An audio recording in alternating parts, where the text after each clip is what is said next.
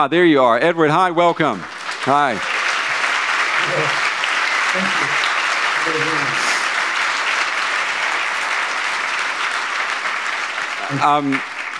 Edward, you know, you obviously have a large room here of people in support of you. We are in Germany, and you can't be with us on this stage. Do you feel let down by the German government? I think whenever there's a kind of a political challenge we face like this, where there's clear public support, there's kind of a universal public opinion about how we should move in relation to resolving surveillance problems, privacy problems, confronting issues with the general weakness of the modern asylum right. It's not something that we should express disappointment in. It's not something that we should go, oh, you know, I'm sad about this because I haven't gotten my optimum goal. Instead, we need to think about it as an opportunity. You know, engineers, scientists, they look for unanswered questions. They look for unanswered problems. What we're seeing in the wake of 2013 is not really about surveillance. It's about democracy. It's about the fact that increasingly, governments view themselves as a particular elite class, which has a different set of interests from the public broadly. There's no question that, shall we say, the political establishment of the German federal government is not aware of the public's opinion on the issue of protection of the asylum right for people who have revealed evidence of serious wrongdoing or crimes. However, the German government is not willing to defend that, even when they realize it's quite likely no cost would be imposed. In my case, specifically, were I to talk about that, one of the sort of defenses that's been provided is that the United States government would be outraged. You know, they would take some kind of action, some consequences against the German government in retaliation. But is that really realistic? I mean, Germany is, for all intents and purposes, the leader of the European Union. They're an advanced democracy. They're a strong ally. They're a strong economy. And they have a quite well-established tradition of defending individual and collective rights. But do you not think, Edward, that they would be, that Germany, that the leaders of Germany, do you not think that they fear that there would be real and serious consequences for the government and for the security of Germany if they were to grant you asylum? I don't think so, no. I'm sure they've been, that's been communicated through both official channels and unofficial channels. But I mean, these are savvy politicians. We're talking about Angela Merkel. She's not some new person who's never seen this kind of international signal. Well, you know, she's been criticized at home a lot, though, for being the chancellor who had a phone that was, you know, that could be tapped by the NSA. Right, but that doesn't mean that she's politically naive. That's talking about sort of security implications, which we've got to remember in the context before June of 2013, this was kind of a dark art. Yes, intelligence services would provide warning. Yes, there are counterintelligence officials who would write reports about this. Yes, there are technology researchers who have published papers for years and years and years about the potential of the threat. But we didn't expect that this would really be happening. And we got to remember, this isn't just Germany. This also happened in the White House. We have here a story that was published just a few days ago, which is the very first public confirmation, I believe, from a National Security Council meeting in the United States, where you've got an exchange between Susan Rice and Director Keith Alexander of the National Security Agency, where when the story broke, the White House's response wasn't, you know, how do we handle this? It was, why were you listening to Angela Merkel's phone? And Keith Alexander, director of the NSA, said, because you told us to. These agencies, these practices had become invisible, not just to the public, not just to people like Angela Merkel, but within the White House itself.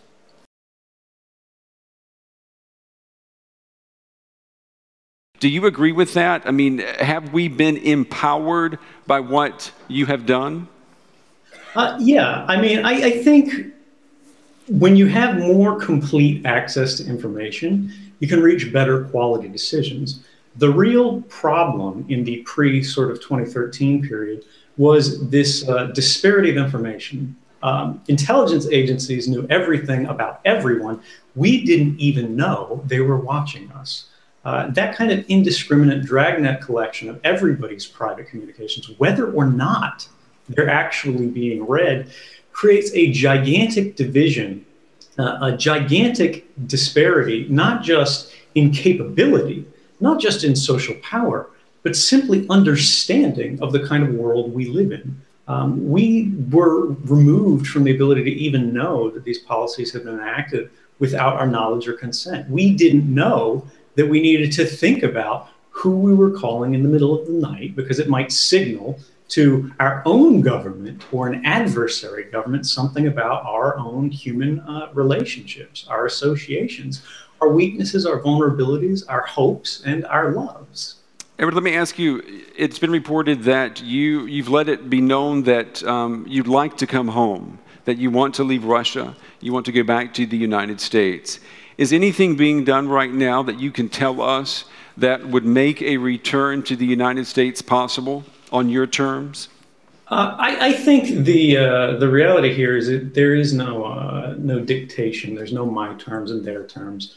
Ultimately, the reason that I try to go home to the United States is that while that's obviously my own personal hope, individually, I want to be home. I think it's the best resolution for the federal government and the public broadly.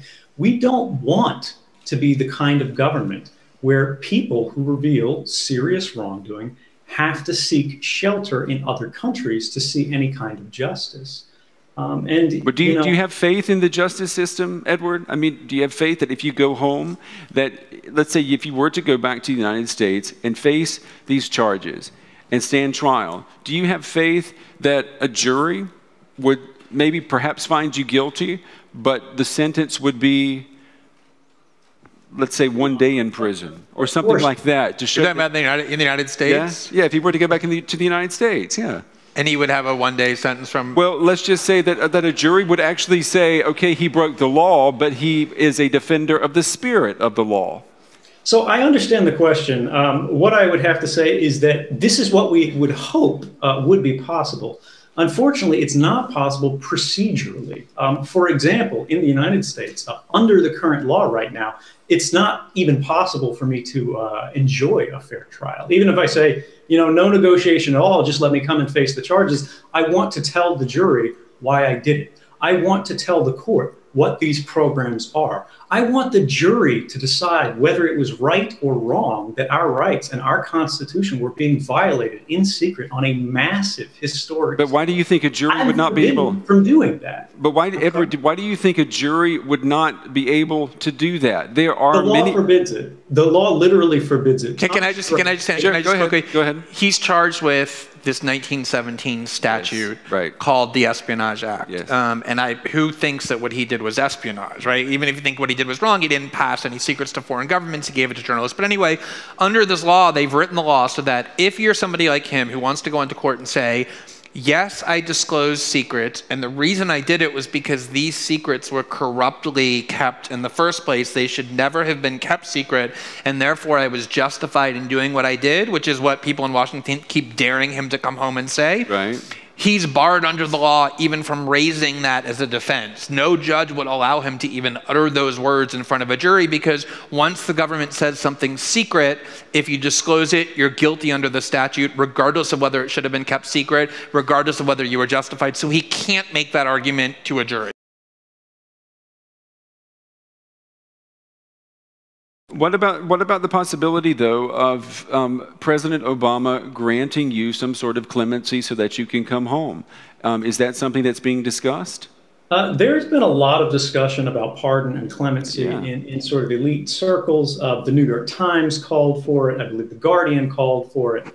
And, there's, I think it's well established that this is something that the public broadly around the world would see as one way to resolve the issue. But it's not up to me to opine or decide. I don't want to influence this process. But are you pushing for that, Edward? Are you pushing for some Well, sort of that would party. be attorneys. I mean, I can't call the White House, unfortunately. But your lawyers can in the U.S. I mean, are they working on getting something like that for you before Obama leaves the White House? I mean, I can't talk about that kind of stuff in a public conference. Obviously, any resolution that I think would be mutually beneficial is something that we would be open to pursue. I volunteered to go to prison to get this resolved. But the government has sort of an interior conflict between the intelligence community and sort of the political community, where the intelligence community is concerned about deterrent. They're concerned about the fact, as we discussed earlier, everything is classified. Anybody can find indications of wrongdoing, of fraud, of waste that have been classified inappropriately. And if they don't have this life prison term as sort of a stick to keep people in line, they're concerned about the next step. And that's understandable. But the way I look at that is, do we really want the overclassification problem to be dictating sort of the future direction of our society, of our government, and of ultimately our justice system? I think that's far outside the wheelhouse of the intelligence community. I have to ask you this, Edward. When the announcement was made that you were going to talk with us, I got a lot of emails from people asking me to ask you about a comment that Senator Feinstein made. She said that you could have come to her and that you could have told her about what you knew, and that a way would have been found for that information to be brought to light without you having to break federal law. What do you say? Is she lying? She's intentionally sort of playing political theater because the reality is, which is his way of saying yes. Yes, I mean, I'm trying to. Yeah.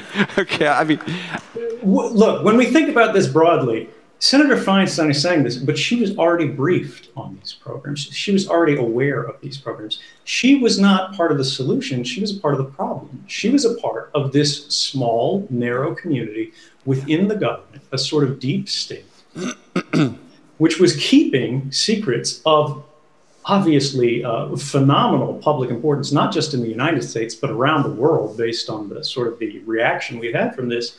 And she was keeping that buried. So had I come to her and told her this information, I would have lost my job. I would have been removed from access. I possibly would have faced charges on some technicality of how I had handled the information and how I got it to her. And so not only would I have ended up in prison, the public never would have known.